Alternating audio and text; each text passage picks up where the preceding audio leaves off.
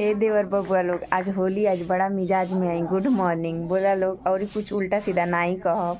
ई मत सोचिए लोग आज भौजी कुछ कह दी। आज होली है, क्या कर सकत है, होली है, लेकिन हम खुशी ना मना सकत है। हमारे घरे गम हो गई तो यही खातिर हम सोचनी है कि कम से कम हैप्पी होली बोलते दें। देखो चलो हमारे घरे ऐसा कुछ ना ना, आज खाना बनी, बस आज पूजा हुई। कहाँ से कि दादाजी एक्सपायर कर गए तो लोन के पता है। तो अच्छा ये लोग छोड़ा बात और बतावा लोग तो लोन होली कैसे बना था, का बना था। तनी भाई एक बार दिखा देता लोग ना तो हमारो दिलवा के तसल्ली हो जाए। और तनी गोजिया बाद भेज दिया लोग ना, हमारा गोजिया में बहुत फेवरेट है और बहुत खाए का मन करा था। और चिप्सवा ठीक है, चिप्सवा जरूर भेजिया लोग भाई, भुलैया लोग मत। आ ठीक है, ओकरे संगे दही बारा हमके बहुत पसंद है।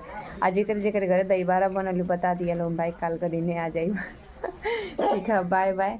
सपोर्ट कैला खातिर बहुत दिल से आप सभी को धन्यवाद। हैप्पी होली आप सभी को हमारी तरफ से।